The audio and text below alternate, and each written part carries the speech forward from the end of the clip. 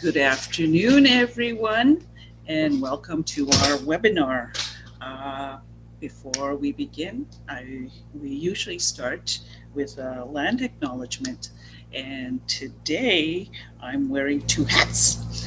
My name is Verna McGregor, and I'm from Kitagon, Zibi, and Anishinaabeg, and I'm coming to you from Ottawa, Gatineau. And Kitagon Zibi is 120 miles north of Ottawa, and this forms part of our traditional territory, traditional lands. And we say welcome to our unceded traditional lands. And what does that mean? It means that we never signed treaty giving up the lands here. And I always talk about the significance of Ottawa to remind people that for us we were known for the canoe, and our system clan system was based on a watershed. So the significance of Ottawa is that you have the confluence of the rivers coming together from the four directions. And Parliament Hill sits right at that confluence. And it's similar to the medicine wheel if you go into First Nations communities. This is the medicine wheel here. I have a little tiny one. And it represents the four directions, the four seasons. But at the center, it represents balance. It also represents the need for balance in your emotional, physical, spiritual, and mental. And I think that's why we're coming together today too as well to talk about an important issue on mental health. So before I begin, I'm just going to light a little quick smudge. And again, why do we do that? It's also our connection from the physical world to the unseen world, that we come together here with good energy, and that we come here to learn new things so that we can help our relatives really in a good way. So that's why we start with a smudge too as well. It's also the connection from the physical world to the unseen world. I also have a little tobacco here, and that's also part of protocol because tobacco was our first gift. And anytime you ask something or harvest something from the earth, you always give a little tobacco. That's our protocol on the land. So I'm just going to say a quick little prayer. So I say, Miigwech, Kijemanito, Onjeni Kashkito, Chimanjid Nanwa no She Nongom, Amwe Kakina, Pamaza Jikton as well go She Nongom, Shwen Mishnon in Abigis, we do kwa Kakina, Mom de Gay, we snijik the Marcus a jik, Ayakus a jik, Kaya Winnipeg. Shesh Quatne Guay Decimin, Kego Kijemanito, Shikana Noj Kushnik Guay Decimin, Miigwech Onje Kakina, Mom de Gay, in the Kimenon. Ishkode ya nebi kakina nebi ashich nesewen we do pa kakina da jakus chik mama ya COVID-19 chin kateke miigwech onje kakina miya miigwech. That's my hat today. But what I was saying is, thank you, Creator, for allowing us to come together here, and please guide us well and for our meeting today. And thank you for all of creation, especially the lands, the waters, the air, and the fire. Those are the four elements sacred for to sustain life, like on the medicine wheel here. So on that note, I'm going to hand it back to the MC, which is me. And so today, again, I said my name is Verna McGregor, and I'm from Kitagon Zibi, but I also work at Minwashin Lodge, which is the Indigenous Women's Support Center here in Ottawa, and we do frontline work too as well. So we will also be presenting on June 16th.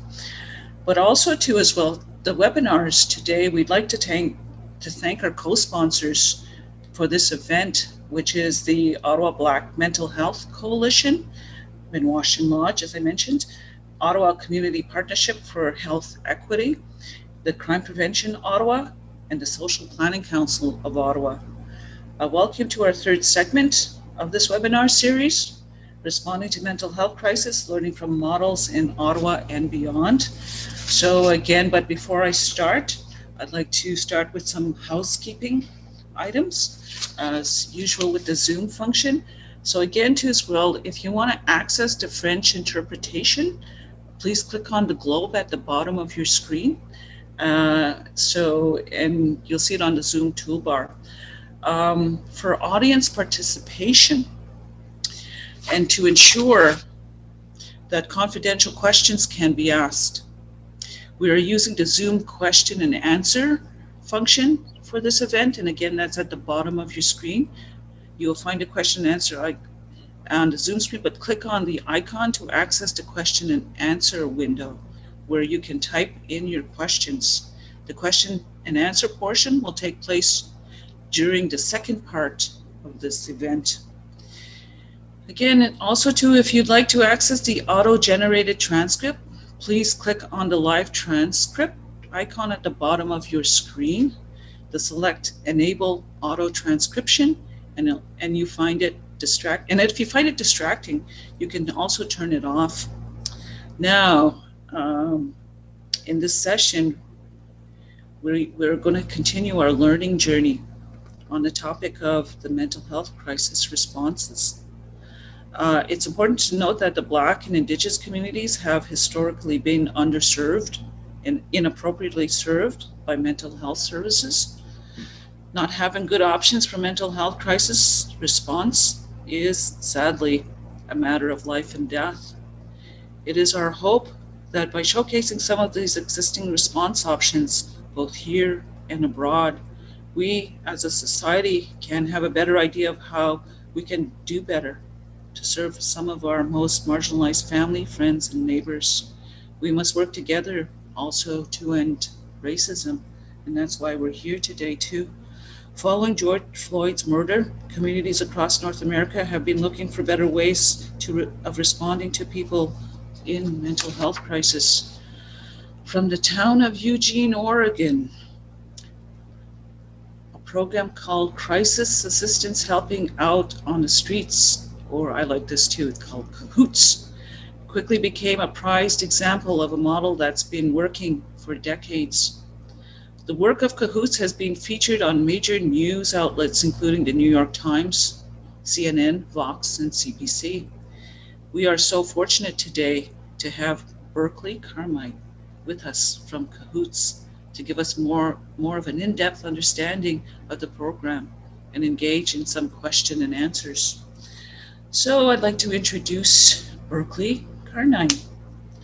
And Berkley Carnine, our presenter, is an educator, crisis worker, and organizer in Eugene, Oregon. She currently works as Whitebird Clinic's community education specialist and as a mobile crisis counselor with CAHOOTS. Berkley has a Master in Fine Arts and 12 years of teaching experience in university and community college settings. She has 15 years of community organizing experience, including facilitating training and workshops on topics such as anti-oppression, nervous system support, de-escalation, and better bystander intervention. She's also an organic intelligence practitioner. That sounds so wonderful. And has been offering sessions and workshops in nervous system regulation and trauma resolution since 2016.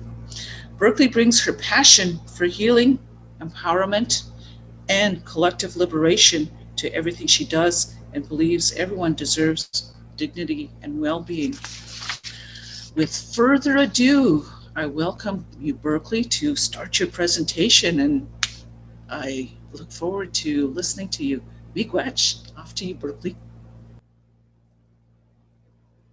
Thank you so much, Elder Verna, for that grounding and land acknowledgement and an introduction. It's an honor and just a delight to be with everyone in these conversations about how we address, structural racism and settler colonialism and, lack of appropriate responses to mental health crisis and other crises that we're facing, and to be together and knowing about all the work and explorations you all are doing, is a huge honor and joy to be together. So I am calling from Eugene, Oregon, which is occupied Kalapuya territory. And I wanted to give a little brief kind of context for where this work comes from, where Whitebird Clinic emerges and CAHOOTS as a program, just in the city of Eugene. And I think, locating Oregon in, it's really important to understand the history of anti-Black racism in the state and the anti-Black exclusion laws and the role of anti-Blackness and settler colonialism in shaping who lives in Oregon, and also the work that comes out of here and the work that people are doing to kind of transform public safety and structural racism and all of these things where we are. And so Eugene is a city that is about 175,000 people. The whole county is 250,000 roughly. It's about 83% white folks and 1.5% Black or African American, about a little more than 1% Indigenous, 6% or so Asian American, and Latinx about 8%. And so I think I grew up in Eugene, Oregon, and have lived in the Bay Area and then the Southwest for most of the last 20 years. And so a lot of my perspective in coming back here and thinking about these conversations around how are we addressing mental health crises differently, how are we having non-police responses, and getting to do this work with CAHOOTS for the last year is informed by being a part of social movements in other parts of the country, and also understanding the particulars of Eugene and Oregon and the kind of progressive laws we can have around, we just had the most progressive decriminalization law of individual possession of drugs. So all personal possession is decriminalized, and the funds from marijuana tax are being moved into treatment and addiction services, which is incredible. And I think also just naming the ways that racism operates to make some of these policy changes and reforms more difficult in places where people are able to use racism and stigmatization of people of color as drug users to kind of make such changes much more difficult. So I think it's really important to be that I situate us and where this program is coming from. And the history of CAHOOTS is we started in 1989 and we're a part of Whitebird Clinic, which was started 50 years ago, so even earlier. And we have basic philosophies of client-centered services, harm reduction, trauma-informed care, and we also operate as a consensus-based collective. And so that informs, how we do all of our work. And we like to just acknowledge that CAHOOTS is one program within a lot of programs at Whitebird. And the history of CAHOOTS is that we started operating, like Whitebird Clinic was providing resources for unhoused community members, people suffering and dealing with mental health struggles and substance abuse and dependency.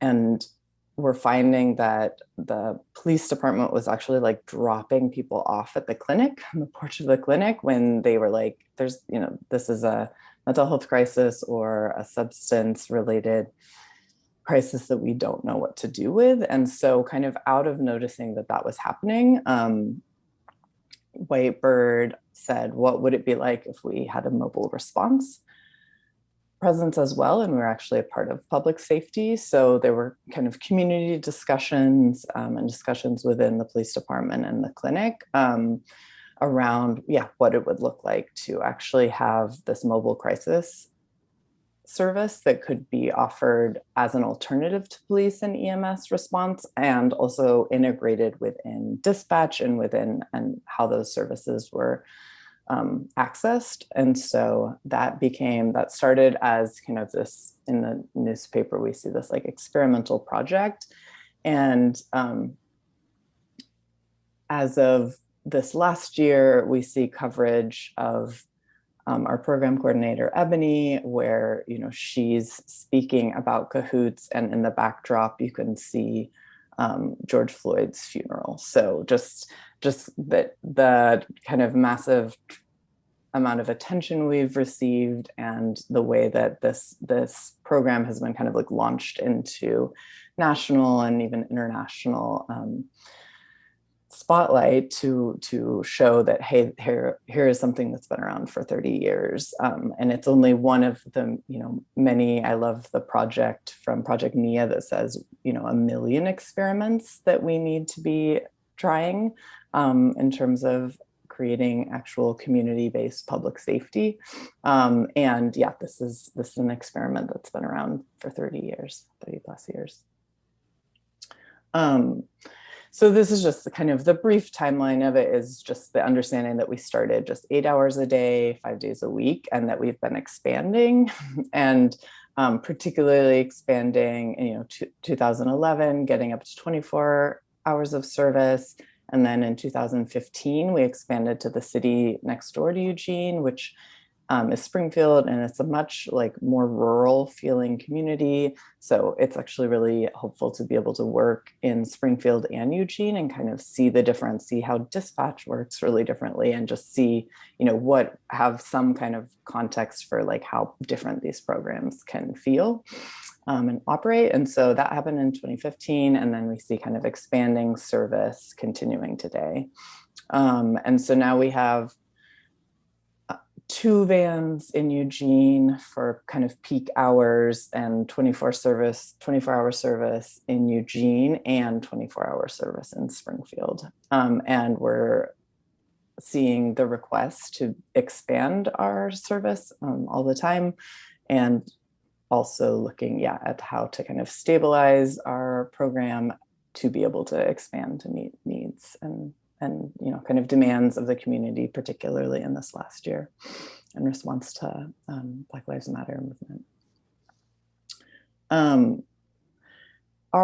The way we do our work is we are always, making sure people understand that we're like free, we're voluntary, we're confidential. So we make sure we differentiate ourselves from, we say we're a part of public safety, and we are, like, don't ever get, people are never in trouble with us. We're not like there to represent the law in those ways. We're voluntary, as in if people don't want to have an interaction with us, that's like a huge part of how we build trust, really, is to say, hey, I heard somebody was concerned about you. If we're going on, say, a welfare check, you doing all right? Like, just want to make sure you're okay. And if they're like, yeah, I'm fine, and I don't actually want to have this interaction right now, we're like, cool, here's our card, and call us if you ever need us, if you want us.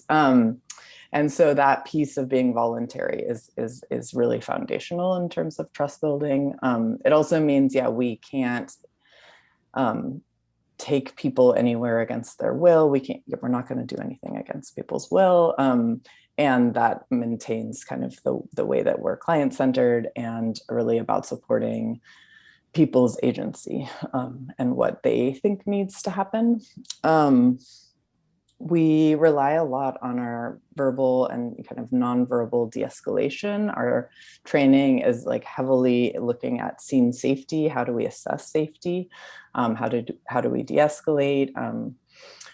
We're trauma informed and really center harm reduction in our work, and are deepening our practices around cultural humility, and looking for those of us on the team who are, say, white, really looking at how is internalized, bias showing up? How do we, even just our understanding of, mental health, how is that often like a pretty colonized way of thinking about mental health and mental illness, and doing that lifelong work. And understanding ableism in our team, and those kinds of practices are ongoing. we like to emphasize like we're going to use the least intervention necessary, and I like to just say like that's not about the least help necessary, but that's really understanding that people are the experts of their own stories and experiences, and often, you know, if there's a mental health struggle and mental health conditions, like people are dealing with that every day, and there's something that's made it more acute to make it a crisis, and they still have like the best tools, know the best things for them, and we want to be supporting like what they see as the best like solution for that moment, that is going to support them, you know, in kind of their journey for the rest of the days of the year when we are not there. And so least intervention can be, you know, like also just trauma informed. Like if we're approaching somebody, we get a call for like, you know, there's somebody laying down, people can't tell if they're conscious and breathing or not. Another huge part of like the context of Eugene is that we have the highest rate of unhoused community members in the country right now. And so often, you know, people are sleeping, and sometimes there's also, you know, very legitimate concern for people's well-being. So we'll get calls to see if somebody is, yeah, whether they're sleeping or if there's a possible overdose or what else might be going on. And least intervention for us really means like, you know, consent and letting, you know, verbally kind of letting people know, hey, it's CAHOOTS. We're just wanting to make sure you're okay. Approaching from in front of them, knowing like if somebody's sleeping on the street, just like how much sense it will make if they come up in like self-defensive, self-protective mode. And so we're going to touch our foot to like their foot and tell them beforehand over and over, just like a lot of verbal communication, like, hey, I'm just going to shake your foot to make sure you're okay. And starting there, right? So that's kind of least intervention necessary. And then moving, like if we're still not getting a response, kind of moving to say, hey, I'm going to shake your hip or shoulder, and kind of going from there. But that approach of like, yeah, least intervention, can we do this suicide risk assessment and actually like keep somebody at home if that's going to be overall the like most helpful and therapeutic thing for them? And how can we, yeah, do what is both the least intervention necessary, and also again supporting the kind of like agency of the person overall. And in that, yeah, we're client-centered and really come from this place of unconditional positive regard that works to be free of judgment and discrimination, which again entails, you know, as crisis intervention workers, we do our own internal work around that. So these are just a kind of overview of things that we will respond to. We might get, you know, calls for crisis counseling, for suicide prevention, suicide assessment. We do, you know, conflict and mediation, grief and loss. We actually will get calls to do death notifications. So instead of police officers showing up at somebody's house to let someone know that a family member has died, we do that. And you know, since we have kind of experience and training in grief and loss support, that can feel really different, look really different. We do a lot of welfare checks and public assists, which welfare checks is somebody, it could be a doctor, it could be a family member who, you know, hasn't heard from somebody and they're worried about them. And so we will go and see if they're all right. Public assists are generally where people are calling for themselves, or other kinds of calls like that.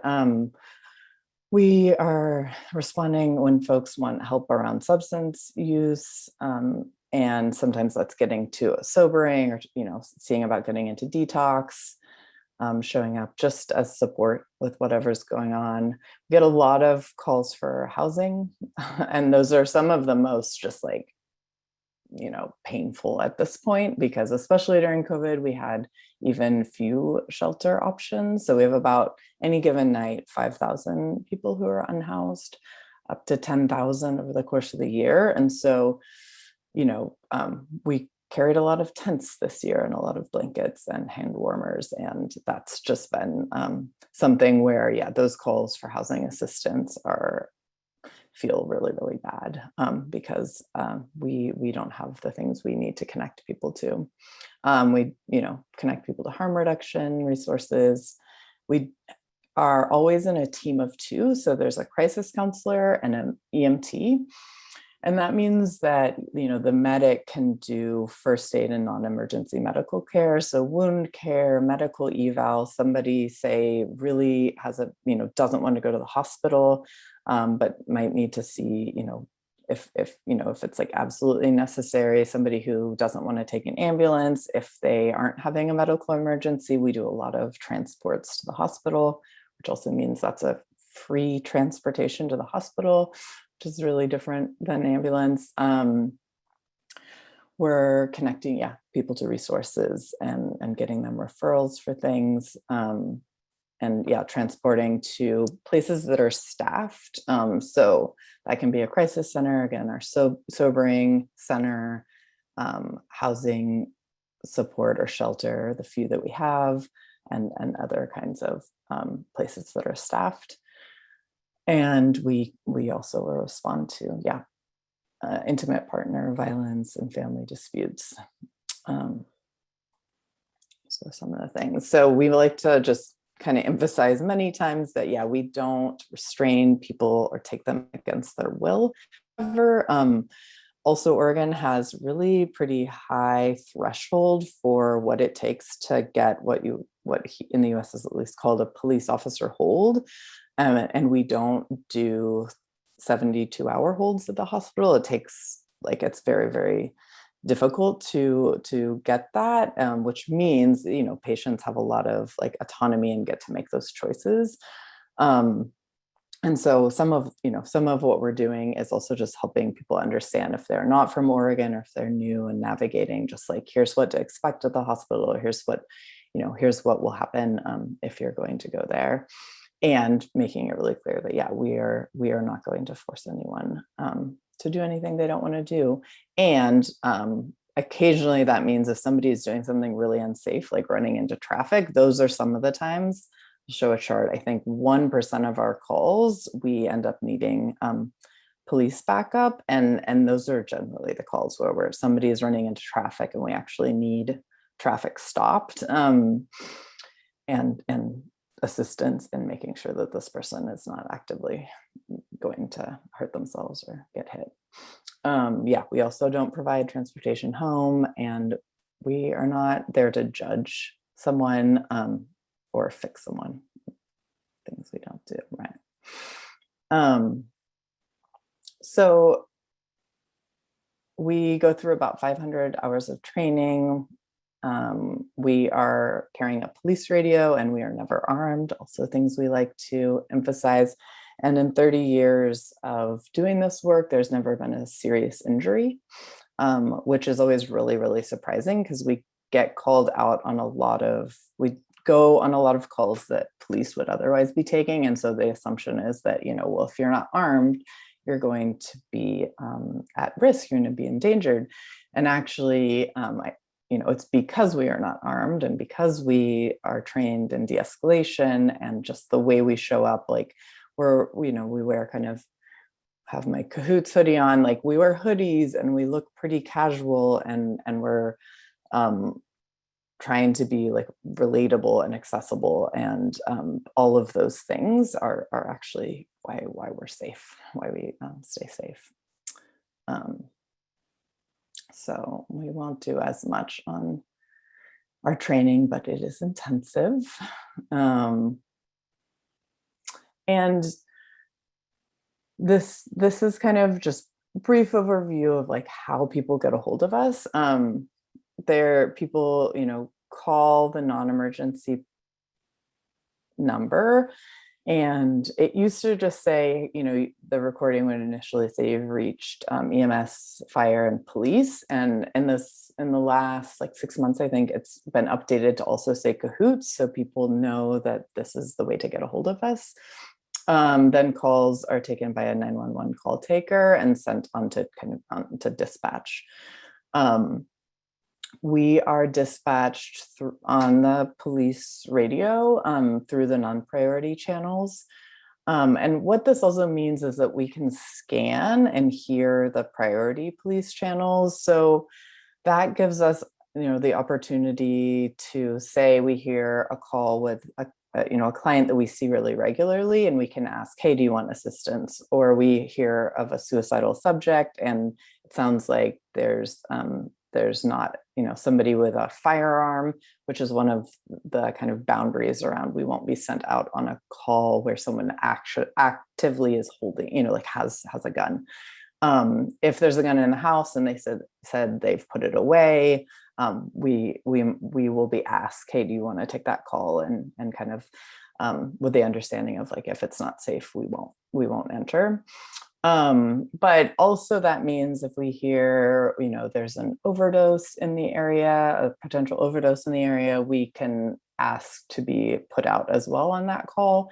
And that feels really important to us because here, at least, police respond first to overdoses just because of really the associations and criminalization of drugs. And so the assumption that, if there's a certain kind of drugs, there's higher risk. And so again, that's not happening in wealthier neighborhoods. But if there's an overdose, police are going to secure it before fire and EMS come to provide that, life-saving support. So if we get there first, we can kind of like actually speed that process up and be able to do that intervention, that medical intervention faster. And again, we're coming with a harm reduction approach that feels different and can help people then navigate the hospital and kind of support through all of that. So that is kind of, there's a lot of conversation about how complicated it is to be integrated with on police radio, and it absolutely is. And I think some of the things that, us being able to scan and being able to offer our response has those benefits as well. So this is kind of, again, the graph of what calls come in and the decision of like who's gonna take those calls. Often calls that would come to us sometimes don't, because we're really backed up, and our priority calls are suicidal subjects. And then sometimes, if a subject is down, but as we're talking about expanding services, our ideal is really to not have wait times and be able to like respond to all the calls that could be sent to us instead of them going to officers. And so then we're de-escalating and assessing, coming to resolution where we are, wherever we've been called out, or referring people, or the other option is kind of transporting to hospital or service providers or shelter.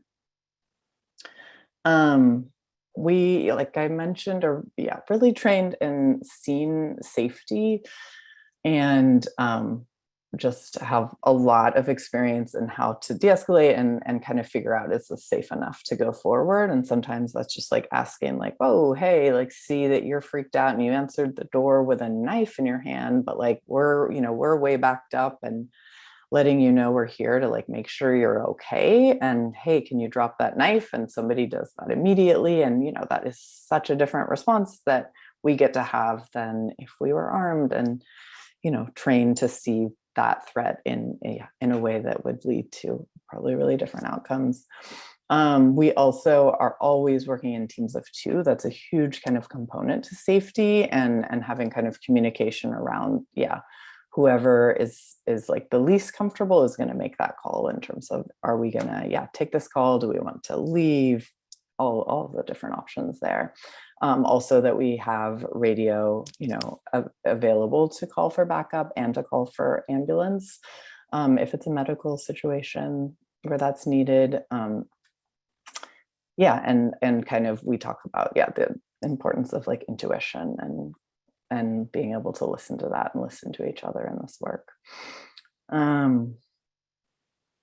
This is, like I was mentioning before, about 86% of our calls are without patrol involvement. About 13% are where patrol is going to go out first, and then they're going to say, oh, actually, this would be better for CAHOOTS to handle.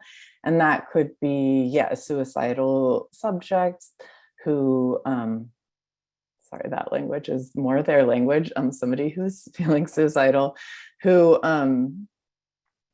you know, maybe they just like they just can't get a sense of like if there's weapons in the house, what all's going on, or just some officers are more likely to want to go on that call or go with us on that call. But generally those are ones where we get sent first. And right now, through kind of ad hoc committee looking at policing in Eugene and kind of response to police violence, there's a push for CAHOOTS for us to be able to respond first to any mental health related call, and then us decide if we, you know, if we think it's safe enough, we're going to be handling it, and if we need backup, then requesting it there, versus any of the times where they're kind of going first. And again, I think that's something where we would need to have expanded services to be able to do that. Other times, you know, officers are on a call where there's somebody who needs housing assistance or, you know, counseling, all sorts of different things where we might be called to kind of do the follow-up or respond with them. And then a very small percentage of the calls where we feel like we need a police response. So yeah, we get about 24,000 requests for service a year. It's actually gone up in the last few years quite a bit. And about 3,000 of these are initiated or involved police officers.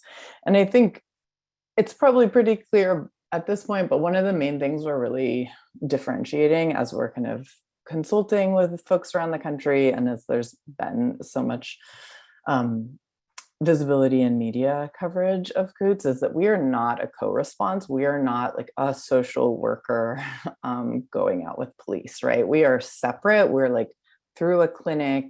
I'll get into our funding, but you know, we are a separate autonomous entity. And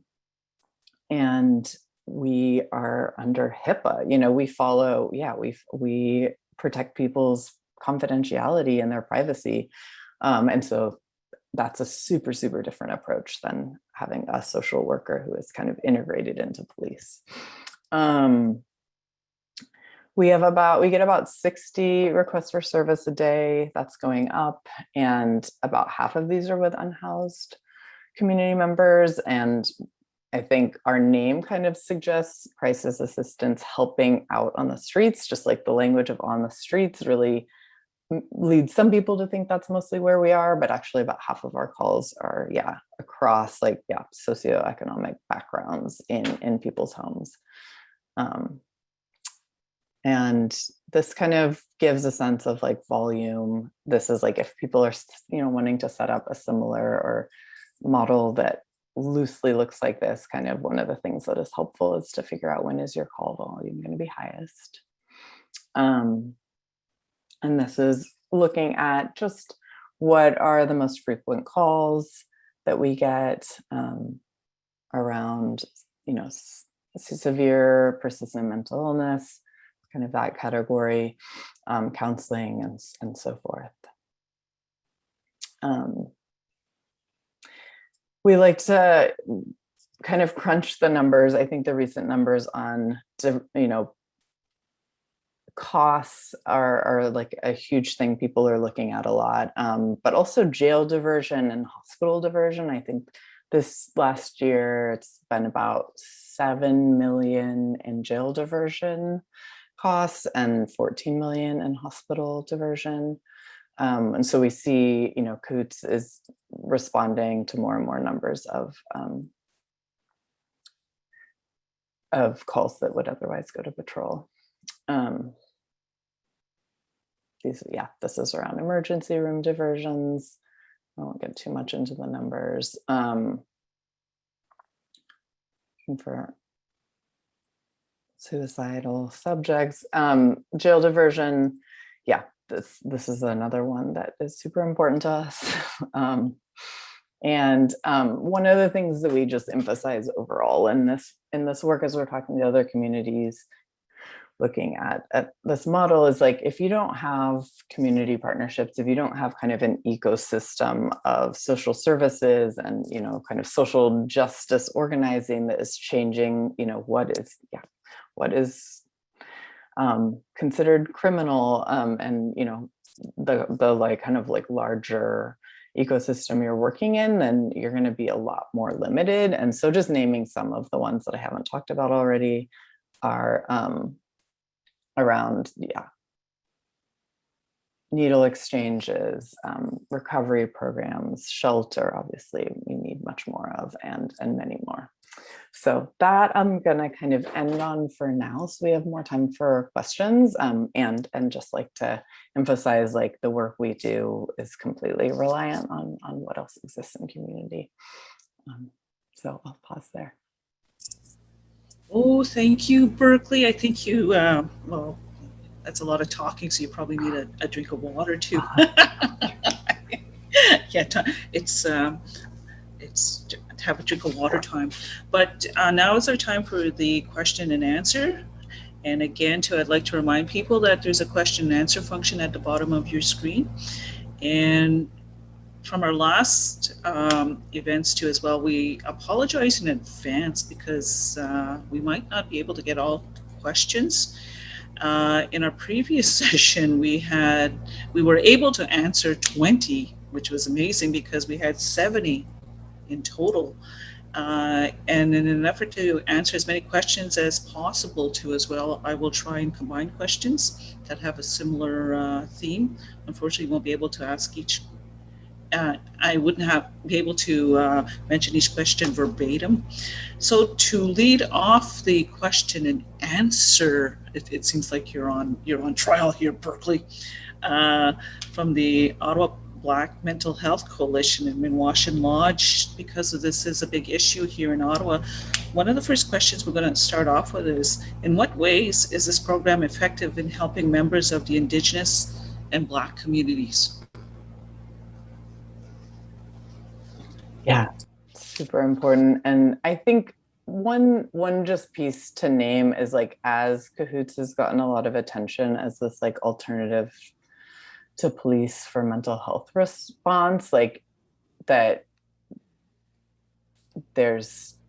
only one part of what police are responding to, and that there's still just like massive work and transformation needed within policing. And also in terms of our response, the fact, I think we've gotten to work with communities in Rochester, New York, that have recently started a similar program, and just like getting to show up instead of police and say, hey, I'm here because I don't want police to be here, is powerful and is trust building, and doesn't mean that, you know, I think it's like, I like to name just like the diversity of folks on our team is pretty, I think it makes us do really interesting work and do it in ways that are really embedded in the community. But, you know, our program director is a Black woman whose father was killed by EPD and is actually the person who like negotiates our budget with EPD, which was wild. And we also have like rural kind of white guys who might go on to be police at some point, you know, and so we just have this whole spread. And so to say, like, you know, we have our work to do as a team to be able to like understand, how structural racism and colonialism show up in mental health response, and how mental health is understood, and what it means to actually provide like culturally sensitive, culturally humble crisis intervention. Like, we have work to do. And, you know, we built a stewardship council in this last year with input from Black and other people of color and disabled community members and people who are unhoused, and, you know, trying to really do those relationship building and that deepening, and that there's work around creating alternative dispatch so that people have other ways to access us. That becomes a huge issue is like, yeah, people do not want to access us if they have to call non-emergency police. So I think, yeah, just the ongoing kind of reckoning and deep work that needs to happen. And the fact of showing up instead of police is like, as a bottom line, still a significant kind of piece of that. Thank you. The second question now we're starting off with today is, how does this program incorporate culturally informed responses to better serve Black and Indigenous communities? And yeah, that's interesting too as well, because for here to an example for us as Indigenous people too, it's the understanding now there's more of an awareness of the trauma of colonization, as well as the Black community as well. Yeah. So how would you? Yeah, I mean, yeah. Yeah, no, go ahead. It's just also too, yes, you're trauma informed, but also sometimes it goes deeper than that too as well. Yeah, absolutely. I think, for us to be trauma informed, that means understanding intergenerational trauma and like the impacts of anti-Black racism and settler colonialism on mental health, on people's, just like lived embodied experience, and that, yeah, what the hospital represents, that is still, very limited and yeah, exists within kind of a Western colonial mindset and approach, and that so much of mental health does.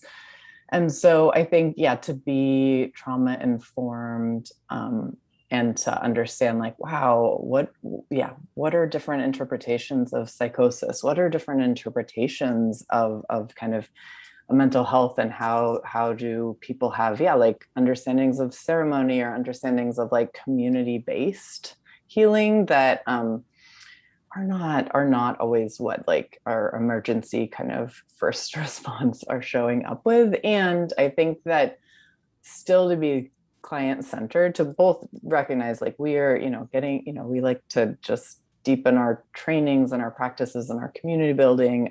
So we have ways of getting that input and continuing to like do that learning and to show up. I really like, we are not, we do not have to be like social workers or like have degrees. This is actually, kind of peer support informed model where you learn by doing the work and by like kind of apprenticing with people. And so that along with showing up, looking to center the person's experience and kind of their autonomy and what they see as health for them and what is like most important for them, what they want the outcomes to be, and knowing that like no matter what, if we're centering that, like that's going to be an important step in that direction. And then, like I said, I think it's kind of like recognizing that, yeah, we need to be a part of kind of the collective challenging of colonial mindsets in mental health and decolonizing, how harm reduction, all of the things that are happening, that we need to be a part of that learning and benefiting from the work that people are doing, and yeah, pushing our responses to be, yeah, more culturally relevant and humble. Thank you. The next question is, there's a number of questions. We've already have 37 questions here on, but one of we have two Seans here on that ask questions. Well, first one is really, can you tell us a bit about the funding? But the other Sean said is, how were you able to persuade your municipal council to fund the program? And how were you able to get them to persuade the police to stand down and to let you engage in a civilian-only model? The first, yeah, so for funding, in 2018, I think our programs ran for 1.6 million. And loosely, we like the loose numbers, we take about 20% of calls that would otherwise go to police, and I think our budget is like about 2% of the police budget. And so we're actually we're in a budget struggle right now to increase our budget to be able to stabilize and then expand. So we like to emphasize, like, yes, this model is always going to be cheaper, especially if you're dealing with, like, militarized police forces, where just an incredible amount of money is spent there. And that we also, like, funding this and resourcing this is going to be a really significant part of, whether programs succeed or not. So our budget comes from the city, through the Eugene Police Department. And so we're in negotiations with them around our budget. And we're currently negotiating to get the Community Safety Initiative, which is kind of payroll tax extra money, to come to us, more of that money to come to us. None of it is yet.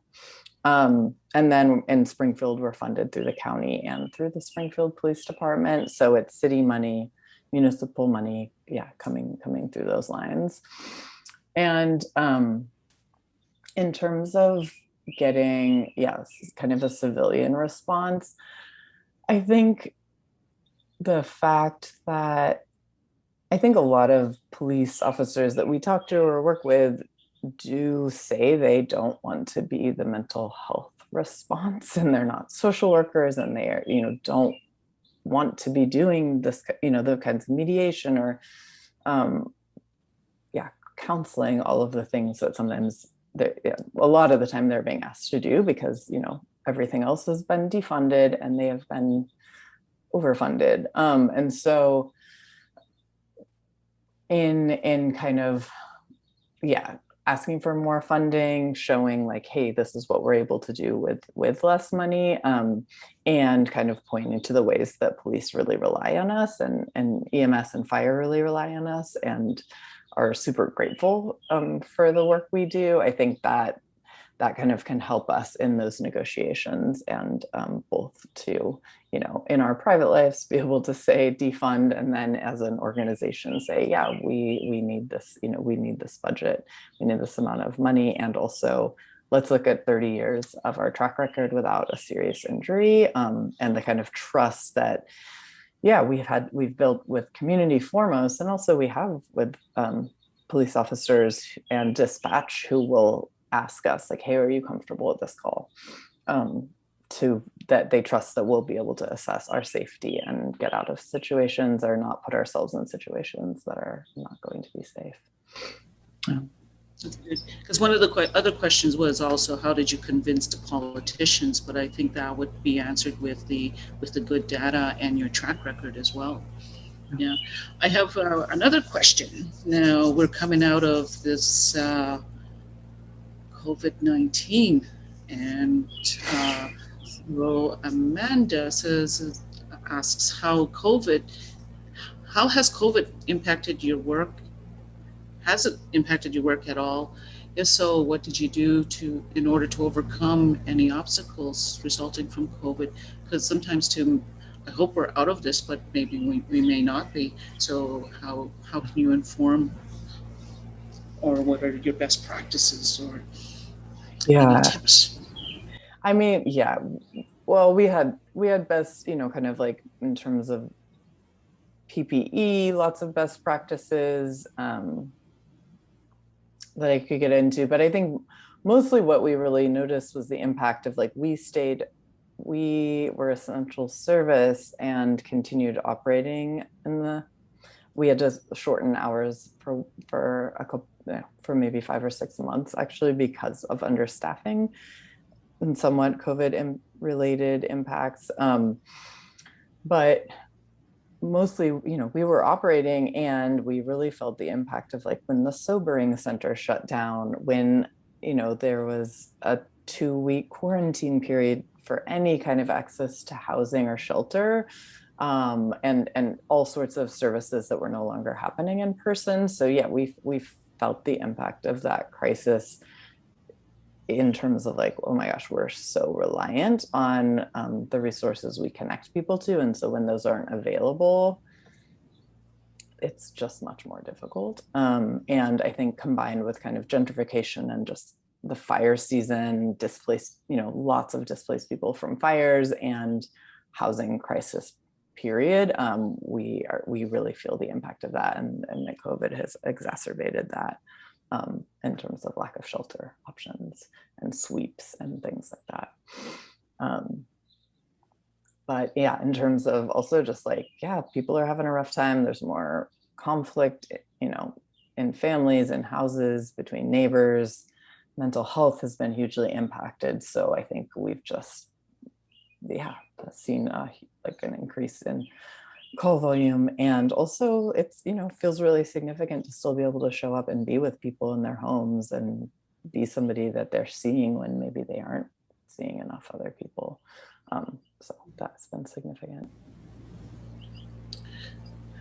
The other question, there's another question here too, and I think this is on process too as well. Like if a call is received via 911, not the emergency line, does dispatch still provide a triage aspect, or as in the calls received through 911 diverted? And there's a number of questions in terms of process, and do you have to go through 911 to access your service? Mm-hmm. Yeah, so currently you access us through the non-emergency line. And so that has its own separate number, but like I said, you're still going to initially get this recording as you're going to triage that says you've reached fire, EMS, police, and now it says CAHOOTS as well. So people know that they've reached us. One of the things that ad hoc is pushing for, and that we've been pushing for, and we'll see kind of what we can figure out, is having our own dispatch, so that people have an entirely separate way to get a hold of us. And I think, that's critical. That's super important. Or having another, we really are lifting up and kind of getting to learn from and work with folks in Oakland who have MH First, which is a completely outside of, dispatch. They have their own dispatch system in Sacramento and Oakland. And so what would it mean to have a group like that, and then CAHOOTS, and how we would get to work together, and another way that people can reach us that is not through non-emergency dispatch. Yeah. And here's your next question, Berkley. I'm going to combine questions here because I'm reading them too as well. One of them is, what percentage of your staff are people of color? But also too as well, when you're responding to calls, is there a paper trail when you see people, or a database of sorts when you go out? Too as well, it's all about, you have good data, and I think they want more information on your process of data. BIPOC coworkers, probably about the percentage of kind of mirrors Eugene, about 15 to 20%. And I think that's something that we want to continue working on, and know how important it is to have BIPOC staff that are responding and building that trust within their own communities. And in terms of, we do reports, and our reports, and we tell people hey, these are for us internally, so that if somebody, next team that shows up, they can have some context. You don't have to kind of tell us all the things all over again. And that, again, we're under HIPAA, they're confidential. All we share on the radio is either, unable to locate, or clear assisted, or, we are not sharing information with dispatch. And for our reports, they're pretty extensive, and they're both for data collection, and again, for kind of as much consistency as we can have. And then for continued care, we are part of a high risk team, and also trying to get people connected to more resources, and keep track of folks that say their social worker or somebody at the hospital is trying to make contact with. So reports kind of function in those ways too, and can be subpoenaed. So they're kind of for multiple audiences, and yeah, super important. One quick question too, as well, from another Chloe asks, an anonymous, how many employees or volunteers are working for CAHOOTS? This Chloe who asked that sort. Yeah, there's like, I think 45 of us, maybe up to 48 right now. And just a couple folks are admin only and don't work on the van. Mm-hmm. And so, yeah, it's nobody's volunteering with us because, again, we're HIPAA compliant, and also you have to go through a pretty extensive background check. Um, and so, yeah, that's about our numbers. And I know you've been operating for a while now, but has there been any difficulty in cooperation with the police? Uh, do you face any resistance at times or in certain areas? Yeah, I mean, I think this year has been put some strain on relationships.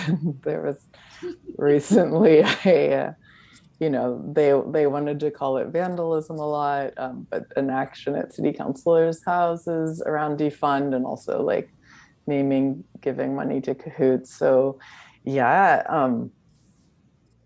there have been definitely tensions, and we notice it probably more so in Springfield, which I mentioned is the smaller town, newer program, and also, a more kind of conservative town, conservative, old school police department. And um, I think that's really helpful to look at in terms of like, oh, right, like this is what it means for a newer program, and you need a lot of community support and engagement, and like it needs, yeah, like determining how people are going to access us, knowing about us, knowing what we can do, and really advocating for like, hey, this is what we need for dispatch. We need like bilingual dispatch. We need dispatch that knows to send CAHOOTS when CAHOOTS is asked for, as if there aren't these kind of safety considerations at play.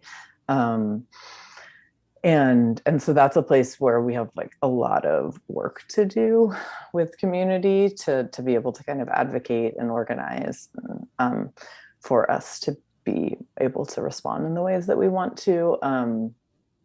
In Eugene, because of those 30 years, we don't, yeah, there's like more of that is built in. And yeah, that's kind of part of it. Okay, we're getting close to the end of our session, and I want to find one question here. Just a sec. Miriam, and this is like a little hot question. So you mentioned you are often backed up. Do you think defunding the police and placing those funds into crisis intervention programs beneficial like CAHOOTS? Is the state of Oregon looking into this as well? Yeah, defunding and investing that money. I think, yes, I think community organizing is organizers are pushing for that. Ad hoc, again, like I mentioned, is pushing for more funding, and kind of these are the criteria where CAHOOTS, we respond first to any mental health related call, and we're the ones kind of deciding versus like police sometimes going and deciding. I think, I mean, what has helped me as kind of an abolitionist doing this work is really getting a sense of like, oh, right, so much of police, we know this, but so much of what police officers are doing is responding to, yeah, what actually social workers, mental health workers, like crisis intervention folks, people with, yeah, different understandings and ways of connecting people to resources and supporting wellness. So many of those calls can be dealt with in non-armed, and yeah, people who are like not associated, not affiliated with police departments. And so in Oregon, we're seeing, yeah, CAHOOTS bill and all of these kind of things, and honestly, locally, we're having to fight really hard for our budget. And I think that's going to kind of impact what other budgets look like in other places, like where they've started in Portland. So it's, yeah, even though there's been all of this attention and there's a lot of lip service to like supporting our program, we're still not seeing it monetarily. And so I think, yeah, to like make real on divest, invest, defund is like, yeah, active everywhere. Yeah, and I think it's a complex question too as well, because sometimes, and I was just speaking to a police officer the week before, and he mentioned that sometimes too as well, like it's beneficial to us too sometimes when you have to sit with somebody in the hospital and you know the emergency rooms are so overcrowded. You're sitting there for 4 to 6 hours when we could be also doing other things, and he said that's where this is also beneficial. So it's how do you find a good fit, and it's give and take. So our last question, because we're running out of time, is the final question, where is how do people get a hold of your presentation? Well, there are consulting services that we've been developing to support communities that are interested in this. And so I think kind of through that, and just kind of along those lines, as communities are exploring, just emphasizing like how important it is to come from, yeah, communities who are most impacted, Black and Indigenous, like communities leading what this alternative looks like, and how it's shaped, and how crisis intervention like needs to look in people's own communities, as being like the most critical thing about how well this will, you know, how it'll go or not go. And kind of, so that's also just a big part of our consulting work, is to be like, yeah, here are numbers, here's like data that is really supportive, especially when people just assume it is so unsafe to send non-armed people into a lot of situations. And we are a clinic that is separate from, you know, the city, and separate from, you know, the police department. We have this kind of autonomy, and we're developed with these values, and that any similar model needs to have like its version of the clinic, right? That is like deeply embedded in community and informed by what community knows that they need for safety. One quick question too, do you have rural outreach? We are now at kind of like county lines, but yeah, exploring what it would look like. And there's some, yeah, rural programs that we're getting to work with, which is super exciting. Wonderful. I think we're out of time. We've had so many questions. We've had over 40 questions, I believe. And we'd like to answer, but I think we'll be here till the late afternoon. So I'd like to thank you, Berkley, for your presentation. And I want to thank all the participants too online. Before everybody leaves, one of the things that we ask too as well is to complete your electronic survey that will show up on your web browser when the webinar ends. And we look forward to seeing you in 2 weeks. At our next session. So I thank everybody. I say miigwech, merci. Thank you, Berkley. And I wish everybody well. And I hope we all got more information today. Thank you. Thanks. Bye.